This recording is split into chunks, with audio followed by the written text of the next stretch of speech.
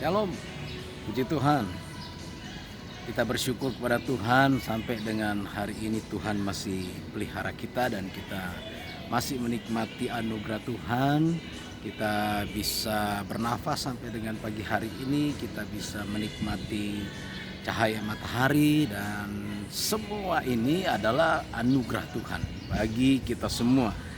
Dan karena Allah tidak akan pernah meninggalkan kita dan Dia akan tetap pelihara kita di dalam kasih-Nya, dan Dia tetap menyediakan mujizat sampai dengan hari ini. Dan luar biasa, Bapak Ibu Saudara sekalian, hari ini saya mau ajak kita bersama-sama melihat di dalam Yohanes pasal yang ke-21 ayatnya yang ke-6. Demikian firman Tuhan. Maka kata Yesus kepada mereka, tebarkanlah jalamu di sebelah kanan perahu, maka akan kamu peroleh. Lalu mereka menebarkannya dan mereka tidak dapat menarik lagi karena banyaknya ikan. Haleluya, luar biasa saudara. Saudara, ini adalah penampakan yang kesekian kali oleh Yesus kepada murid-muridnya. Nah, kita bicara soal penampakan, kita sedang berbicara di mana ada suatu kebutuhan khusus sehingga Yesus harus hadir di tengah-tengah murid-muridnya. Saya percaya juga bahwa itu pun berlaku pada kita sampai dengan hari ini, di mana kita punya kebutuhan khusus dan kita memerlukan kehadiran Yesus dalam hidup kita. Dan jikalau Yesus hadir dalam hidup kita di tempat di mana kita ada, maka saya percaya akan ada sesuatu yang Tuhan Yesus akan lakukan dalam hidup kita. Entah kita sakit, saya percaya bahwa tangan kasih Tuhan, bilur Tuhan Yesus, Dia pasti menyembuhkan kita. Penyakit apapun yang kita alami, Dia pasti akan menjamah dan menyembuhkan kita. Atau mungkin kita sedang berada dalam pergumulan, baik pergumulan ekonomi, keuangan, dan sebagainya. Saya sangat yakin Allah sangat memperhatikan kebutuhan saya dan saudara.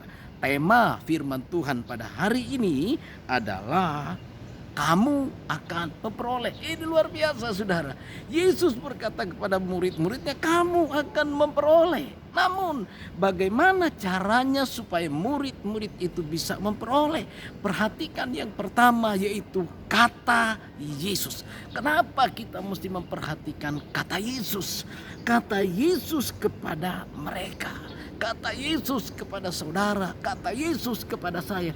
Apa yang menjadi kata Tuhan kita pada hari ini? Alkitab berkata, jika kita berjumpa dengan perkataan-perkataan firman Tuhan, kita akan menikmati firman Tuhan itu dan kita akan menjadikan kita bergirang. Firman Tuhan, perkataan Tuhan yang kita jumpai, yang kita dengar, harus kita nikmati dengan sungguh-sungguh. Dan yang kedua, kalau kita menikmati mendengarkan perkataan firman Tuhan, kita akan bergirang. Kenapa kita bergirang? Karena kita percaya lewat perkataan Tuhan ada janji-janji Tuhan yang sangat dahsyat, sangat besar, yang Dia akan limpahkan, Dia akan berikan kepada kita. Bapak Ibu Saudara sekalian, Alkitab juga berkata, Mazmur pasal 107 ayat 20 dikatakan, apabila firman Allah disampaikan maka disembuhkanlah mereka. Jika kita mendengarkan perkataan Tuhan, kalau kita percaya dengan sungguh-sungguh, maka kita yang sakit pasti akan disembuhkan oleh Tuhan. Yeremia 15 ayat yang ke-16 dikatakan, kita bertemu dengan perkataan firman Tuhan, kita akan bergirang. Oh saudara, firman Tuhan akan memberikan kita jalan keluar. Firman Tuhan akan memberikan kita petunjuk apa yang harus kita lakukan. Namun yang kedua, Alkitab berkata bahwa waktu Tuhan Yesus berkata, tebarkanlah perahumu, ini bicara soal apa? Bahwa Yesus sedang memberikan bimbingan, arahan kepada murid-muridnya bagaimana mereka bisa memperoleh. Tebarkanlah jalamu. Jala itu mesti ditebarkan saudara. Dia membimbing saya dan saudara. Alkitab berkata di dalam Mazmur pasal yang ke-23 bahwa Dia membimbing saya dan saudara ke air yang tenang. Dia bimbing. Kenapa dia bimbing saya dan saudara? Karena dia ingin memperlengkapi kita dengan pengetahuannya, dengan pribadinya, dan pengalaman-pengalaman kita. Supaya pengalaman kita dengan Tuhan terus dibangun. Tuhan mau mengajarkan kita cara menggunakan waktu dengan baik. Kenapa? Efesus pasal 5 ayat 16-17. Ini hari-hari yang jahat. Maka kita harus mempergunakan waktu kita sebaik-baiknya untuk Tuhan. Bapak, Ibu, Saudara sekalian, agar kita menemukan potensi yang ada di dalam hidup kita yang Tuhan sudah berikan di dalam hidup saya dan saudara. Yang ketiga, kita akan menemukan sana, kita lihat Lukas pasalnya, Yohanes pasal 21 ayat 6. Maka kata Yesus kepada mereka, tebarkan jalamu di sebelah kanan perahu. Saudara, bahwa Yesus memberikan perintah sekaligus suatu petunjuk. Perahu, tebarkanlah jalamu. Jalan mesti ditebar. Untuk kita dapat memperoleh sesuatu, kita mesti melakukan sesuatu. Murid-murid daripada Tuhan Yesus ini diperintahkan oleh Tuhan untuk menebarkan jalan mereka. Kalau jalan mereka tidak ditebarkan, saudara, mereka tidak akan mendapatkan apa-apa. Karena ayat sebelumnya dikatakan mereka sudah semalam-malaman. Mereka sudah semalam-malaman mencari ikan, namun mereka tidak mendapat. Saudara bisa bayangkan, semalam-malaman mereka mencari ikan, tapi mereka tidak mendapat. Kenapa? Mereka tidak mendapat. Sudah semalam-malaman mereka mencari ikan. Tidak akan mereka sudah punya pengalaman untuk mencari ikan sebagai seorang nelayan. Tapi kenapa mereka tidak mendapat semalam-malaman? Kenapa, saudara? Karena mereka pergi dan mereka berjalan bukan atas dasar petunjuk Tuhan, bukan atas dasar perintah Tuhan. Jadi mereka pergi, dikatakan di dalam Alkitab bahwa Simon berkata, aku akan pergi menangkap ikan, aku akan pergi. Simon tidak berkata, Tuhan berkata kepada saya, mari kita pergi tangkap ikan. Tapi Simon Petrus waktu itu dia pergi atas kemauannya sendiri. Dan Alkitab berkata, dan mereka semua murid-murid yang lain pun ikut pergi menangkap ikan. Tapi saudara lihat, mereka mengalami kegagalan total. Mereka tidak mendapatkan hasil, mereka malah gagal. Mereka sudah buang mungkin tenaga, sudah buang waktu, sudah buang apalagi. Semua sudah banyak yang mereka buang, tetapi tidak ada hasilnya. Kalau kita berjalan tidak dalam petunjuk Tuhan, tidak dalam perintah Tuhan, saudara, kadangkala kita akhirnya mengalami kekecewaan. Kita mengalami kekecewaan, kita berpikir mungkin kenapa Tuhan tidak menolong kita, kenapa Tuhan tidak melakukan untuk kita, kenapa Tuhan tidak mendengarkan kita, kenapa Tuhan tidak membela kita. Nah, saudara lihat murid-murid Yesus, mereka pergi menangkap ikan semalam-malaman. Mereka pergi, mereka tidak disuruh oleh Tuhan, tetapi mereka pergi. Namun saudara lihat, ayat yang ke-6 itu Yesus berkata kepada mereka, perintah Tuhan sekaligus, tebarkanlah jalamu. Tetapi jangan salah, menebarkan jala itu tidak boleh sembarangan. Kita nggak boleh main tebar kiri, main tebar kanan. Dengarkan kata Tuhan, tebarkanlah jalamu di sebelah kanan perahu. Jadi Yesus memberikan perintah dan sekaligus suatu petunjuk. Tidakkah dua hal ini yang kita selalu perlukan? Kalau Yesus memberi kita satu perintah, saya percaya Yesus pun akan memberikan kita petunjuk apa yang kita mesti lakukan. Kalau kita disuruh oleh Tuhan untuk pergi ke satu tempat, Dia akan memberikan kita suatu petunjuk yang jelas. Tebarkan jalamu di sebelah kanan. Jangan di sebelah kiri, jangan di belakang, jangan di depan, tapi sebarkan di sebelah kanan. Mungkin kita kadang suka coba-coba, coba saya mau tebarkan sebelah kiri saja, atau saya mau tebarkan di depan, siapa tahu.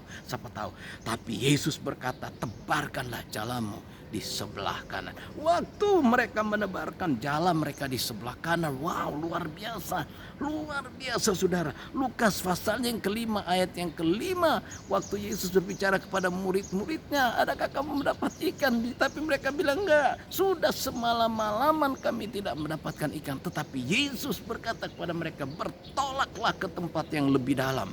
Saudara, untuk mereka memperoleh ikan di dalam Lukas pasal 5 ayat yang kelima itu, mereka mesti bertolak ke tempat yang paling dalam.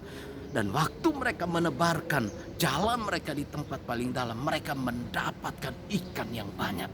Dalam Lukas, dalam Yohanes pasalnya yang ke-21 ayat 6 dikatakan di sana, akhirnya mereka mendapatkan ikan. Coba kita lihat. Tebarkanlah jalamu di sebelah kanan perahu, maka kamu akan peroleh. Lalu mereka menebarkan dan mereka tidak dapat menariknya lagi karena banyaknya ikan, luar biasa. Mereka nggak bisa tarik karena ada begitu banyak ikan yang mereka bisa tangkap. Ayat 11 dikatakan bahwa Simon Petrus naik ke perahu itu lalu mereka menghela jala itu. Simon Petrus naik ke perahu lalu menghela jala itu ke darat, penuh ikan-ikan besar. 153 ekor banyaknya, dan sesungguhnya sebanyak itu jala itu tidak koyak. Mereka menebarkan jala di sebelah kanan dan mereka menangkap ikan besar-besar. Dalam Lukas pasalnya yang kelima ayat 5 sejumlah banyak ikan ya.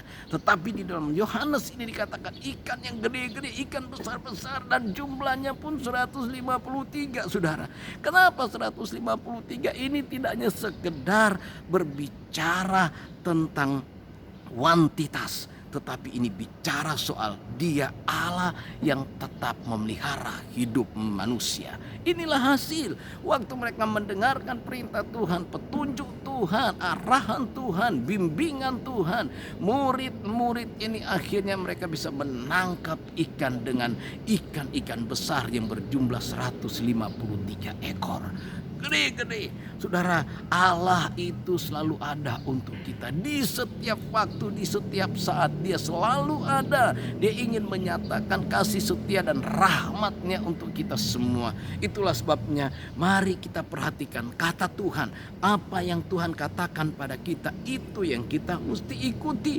Yang kedua, dengarkan arahan dan bimbingan Tuhan. Dia akan arahkan kita, Dia akan bimbing kita ke tempat-tempat yang Dia kehendaki. Dan saya percaya kalau Dia bimbing kita di tempat-tempat yang Dia kehendaki, kita akan memperoleh sesuatu apa yang menjadi tujuan Tuhan untuk kita. Yang ketiga, dengarkan petunjuk, perintah dan petunjuk Tuhan. Kalau kita mendengarkan perintah dan petunjuk Tuhan, maka kita akan memperoleh apa yang kita harapkan. Dan yang keempat, kita lihat hasilnya.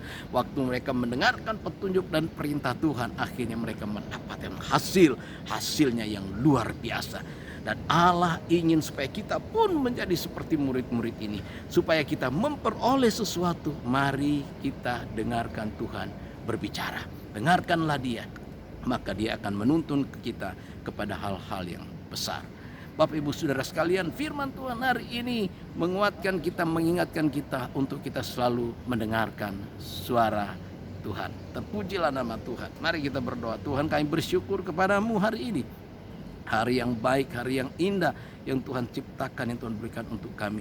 Terima kasih buat janji-Mu yang seperti fajar, yang tidak pernah terlambat, memberikan cahaya untuk kami. Kami percaya Tuhan, di tengah kesulitan-kesulitan kami, Engkau selalu ada dan tepat pada waktunya.